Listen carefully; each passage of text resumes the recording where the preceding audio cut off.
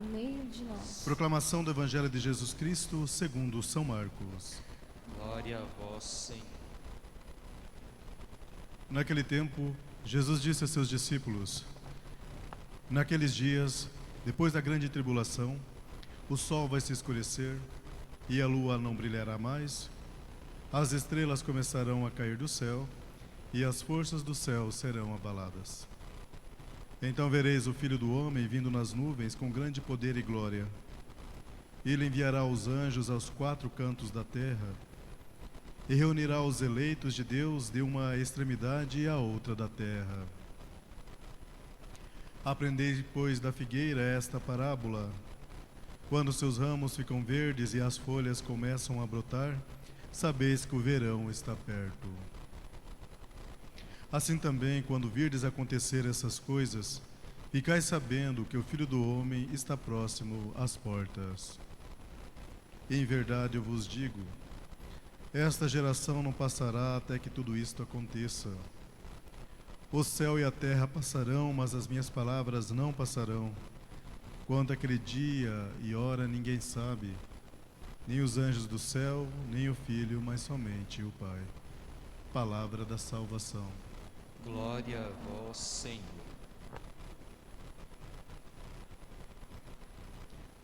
Boa noite, meus irmãos e irmãs. Tudo bem com vocês? Hoje a gente tomou um pouquinho de banho, né? Gostaram? O povo da Santo Agostinho, os paroquianos meu seminarista que está aí, fique de pé para a comunidade conhecer vocês.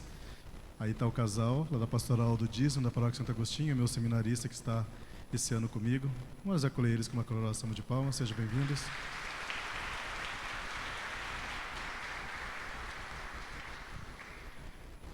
Comunidade da Paróquia São Pedro, então nós estamos já em novembro, hoje já é dia 14, aniversário de Cascavel, né? Achei que eu estava no Floresta, aqui é bem menos barulho do que lá, né, você viu?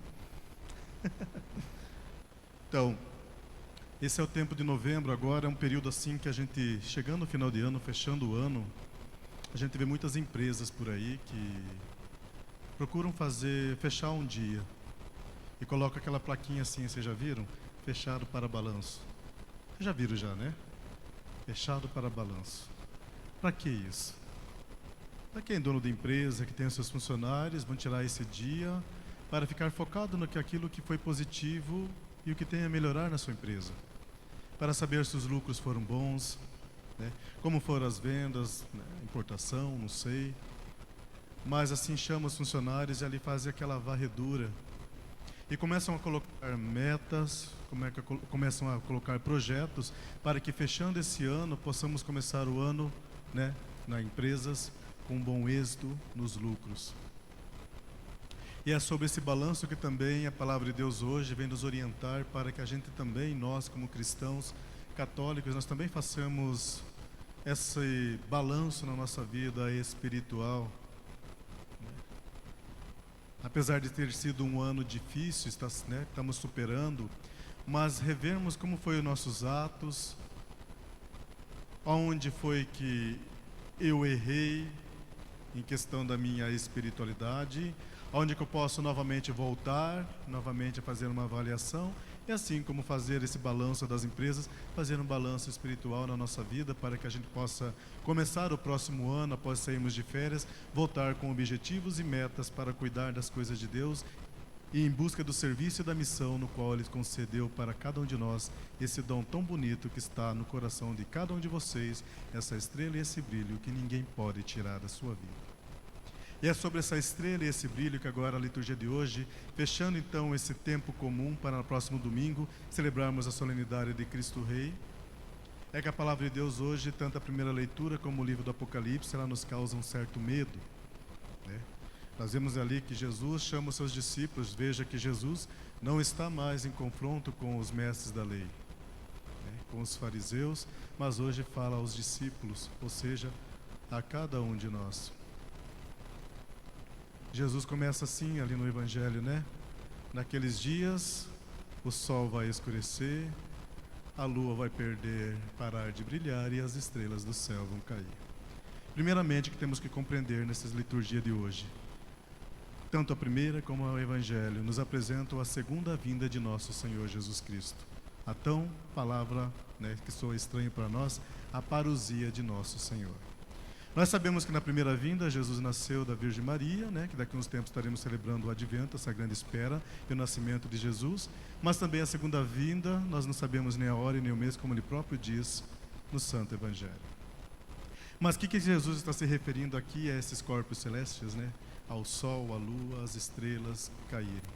Primeiramente, nós estamos esperando a vinda do Messias. Se chega a cair uma estrela, não vai sobrar pedra sobre pedra na terra, Não vamos chegar nem ver o Filho do Homem. Imagina? Pode ser que aconteça, mas pode ser que não. Para Deus tudo é possível. Mas o que vai aqui, o que é importante frisarmos, é o que Ele quer nos passar hoje. Primeiramente, gente, Jesus veio no mundo, quando foi enviado por Deus, por seu Pai, a Virgem Maria, assumiu a sua missão no seu batismo, e veja que Jesus ele pegou uma caminhada aonde o povo já não tinha mais fé, aonde o povo estava totalmente bagunçado, não sabia se seguiam tanto o lado esquerdo como o direito, podemos assim dizer, Era briga por imperadores romanos e ainda por alguns sacerdotes que já estavam voltados na profissão de, podemos dizer, naquela época e até os tempos de hoje, como profissionais do sagrado, que depois a gente chega na segunda leitura. Estava uma bagunça só, então qual é a missão de Jesus? Reorganizar as primeiras comunidades, reorganizar novamente a sua igreja, formar a sua igreja, fundar a sua igreja e escolher homens e mulheres para dar continuidade no zelo e na casa de Deus, que é essa igreja bonita que nós temos até os tempos de hoje. Quando Jesus fala aqui que o sol vai escurecer, as estrelas vão cair, a lua vai perder o brilho, ele está se referindo, agora vamos num contexto histórico, aos imperadores de Roma. Nós sabemos que Jesus sofreu muito com os pagãos. E Roma era uma cidade totalmente voltada a culturas gregos e romanas, uma cultura religiosa que nega a existência de Deus e criam as suas próprias divindades, como o Deus Sol, Isso na cultura egípcia também. E quando Jesus anunciava a boa nova, o chamado ao serviço do reino de Deus, isso mexia com os grandes da época, porque eles eram mais que deuses. Vamos citar um grande exemplo aqui. Quando Jesus ensina lá no templo, Simplesmente sobre a questão da moeda. Lembra dessa passagem? Jesus fala assim: de quem é essa moeda estampada? Quem que responde? Alguém lá? César. O que Jesus fala? Dê a César o que é de César e a Deus o que é de Deus. Veja, vamos ao império agora, Eles se achavam melhores que Deus. Eles mereciam os louvores, se achavam melhor, era o brilho. Eles pensavam que nunca iriam sair do poder. Jesus ensinando: olha, não é bem assim. E isso foi o que aconteceu, que começou a perseguição dos cristãos. O primeiro governador de Roma, o primeiro imperador de Roma, Nero, foi o que perseguiu, matou um monte de cristãos, incendiou Roma. Aí Jesus vai falando assim aos seus discípulos: olha, quando vocês começarem a perceber, conta a parábola da figueira também, que aqueles que estão no alto, que estão no auge, no prestígio, que querem ser mais que Deus, quando vocês verem que as coisas vão aparecendo, a figueira começará a brotar, e também o sol usa essa expressão, simbólica, naquela época, o sol vai escurecer, vocês têm que se alegrar, porque o poder desses vão cair. Porque aquele que não vive a verdade, ele vai sucumbir, ele não vai durar para sempre. E aí vemos o que aconteceu com Roma. O império caiu, o império se quebrou. Aquele Deus Sol que cultuavam, aquelas divindades que criavam, acabou, morreu. Assim foi também na cultura egípcia, lá com o faraó, lá no tempo de Moisés, lembram? Moisés teve uma grande missão de libertar o povo hebreu, o resto de Israel, para tirar de lá daquela escravidão que o faraó estava judiando do povo. E o faraó se dizia ser filho do sol. O império acabou, a cultura faraônica acabou. O faraó morreu afogado nas águas, não é isso? Do Mar Vermelho, não é isso? Acabou. Isso serve de exemplo para nós, gente, que uma das coisas que nós temos que viver é a verdade. E um dos cuidados que Jesus toma conta de nós é que quando a gente é tão abençoado, minha gente, só que muitas vezes nós não sabemos usar os dons e talentos que Deus nos concede. Já ouviram aquela expressão assim, quer saber que é uma pessoa, dê poder e dinheiro para ela? Já escutaram isso? Cuidado, porque sobe muito alto e depois deixa Deus em segundo plano, o tombo é grande, não dura para sempre. Porque se não tiver uma verdade alicerçada na rocha, que é Jesus Cristo, as coisas não fluem e nunca vão para frente. Olha os exemplos que a gente citou aí, dos imperadores e os grandes. Essa é a preocupação de Jesus, né? Aí começamos a nos questionar, né? Agora a palavra de Deus, além de falar a verdade, ela quer que nós vivemos os ensinamentos de Cristo, que é o dom da humildade, gente. Ser humilde não quer dizer ser bobo. Jesus assumiu a sua missão assim veja, quando instituiu a Santa Eucaristia, deixou esse exemplo para que nós fazemos o mesmo. Naquela noite que instituiu a Santa Eucaristia, a Santa Missa Perpétua que nós estamos celebrando até os tempos de hoje, Jesus, que é o Rei, que vamos celebrar no próximo domingo, assumiu a sua missão de lavar os pés de seus discípulos, aquilo que os escravos tinham costume de fazer aos seus patrões. E Jesus tirou o manto, e colocou o avental e lavou os pés dos seus discípulos e disse: façais vós também os mesmos. Uma das coisas que nós vemos, gente, se nós somos cristãos, adoramos a palavra de Deus, louvamos o primeiro mandamento, que qual é o primeiro mandamento da lei de Deus? Amar a Deus e vivemos a verdade. Veja, Jesus fala, não adianta nada nós escondermos uma lamparina debaixo da cama, porque mais cedo ou mais tarde ela vai ter que acender. E se nós educarmos os nossos filhos na fé, na educação cristã, nós estamos colocando no coração da nossa família, dos nossos filhos, uma luz que ninguém mais pode tirar, que é o firmamento da graça de Deus. Isso quem nos dá a resposta é a primeira leitura de Daniel. Vamos aqui tirar a conclusão. Daniel fala assim: muitos dos que dormem no pó da terra despertarão, uns para a vida eterna, outros para o opróbrio eterno. Atenção. Mas os que estiverem sido sábios brilharão como firmamento, e os que estiverem ensinado a muitos homens os caminhos da virtude brilharão como as estrelas por toda a eternidade. Faça o bem, eduque-se e leve o conhecimento de Jesus dentro da família, dentro da igreja. Nós estávamos falando sobre poderes, né? A gente vê tantas aí, se a pessoa não tiver uma fé convicta e ficar pulando de galho em galho, né? Hoje está aqui na Católica, amanhã está lá não sei aonde para buscar outras divindades, aquelas coisas fáceis, não dura, cai. Agora nós estamos falando aqui, vamos falar dos sacerdotes daquela época, segunda leitura.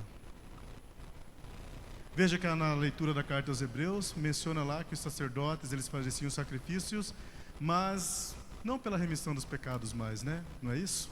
Vamos ver aqui. Essa escadinha é bom fazer exercício. Aqui. Todo sacerdote se apresenta diariamente para celebrar o culto, oferecendo muitas vezes os mesmos sacrifícios, incapazes de apagar os pecados. Aqui novamente o poder, gente. Né? Estamos falando agora de sacerdote. Um pouquinho do contexto histórico para compreendermos melhor antes de chegar à conclusão. Nós sabemos que quando Jesus foi julgado e condenado no tribunal, os próprios sacerdotes também deram de dedo em Cristo, não é isso? Não é isso que aconteceu? Os próprios sacerdotes também naquela época condenaram o nosso Senhor. Por que isso? O sacerdote, na época, era dono dos melhores templos, mas começaram a receber elogios, prestígios, poderes, riquezas, e aquilo que é sagrado passou a ficar de lado. Se tornou um profissionalismo, um carreirismo, e isso não é bom. Quanto à questão das leis de Deus, as leis de Deus, eles não estavam vivendo muito bem, começaram aquela visão de viver as leis de Deus, o serviço e a missão, que tudo tem que estar voltado no templo. Logo, Jerusalém seria o topo do mundo, o templo do mundo, o coração do mundo. O que aconteceu? No ano de 70, destruição da queda de Jerusalém. Aquele templo que sobrou hoje, chamado Muro das Lamentações, aquilo que era o poder, acabou. Tanto que na cultura judaica, até hoje, sacerdotes não existem mais. Vamos agora estar atentos aos sinais. Jesus vem aqui a boa nova para nós. Se nós estamos vendo alguma coisa, às vezes, né, que está nesse padrão, que hoje está lá, mas depois vai começando a enfraquecer, oriente, olha, a vinda do Senhor está aí. Aí nós começamos a nos questionar, né? Quando será que esse nosso Senhor vem, né? Nós não sabemos quando, não sabemos o mês, nem a hora. Não há motivo para nós termos em questão de fim de mundo, gente. O que Jesus está querendo ensinar aqui? O mundo acabou para aqueles que estavam no auge. Acabou. Para esses acabou. Mas a vida continua. E que nós possamos tirar as experiências e testemunho para que possamos viver na nossa vida. E o tempo é agora. Jesus Cristo ontem, hoje e sempre. E Jesus Cristo já se encontra já nesse momento, na segunda vinda no nosso meio, sabiam? Quando o padre levanta lá a Santa Hóstia, lá a Santa Eucaristia, eis o mistério da fé aqui que a comunidade responde, anunciamos.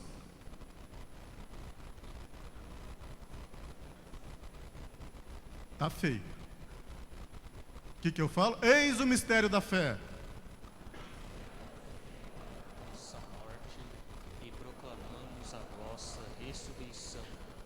Vinde, Senhor Jesus. Segunda vinda já se encontra no mistério da nossa fé na Eucaristia. Então não há motivo para nós pensarmos quando Jesus vir, ele já se encontra.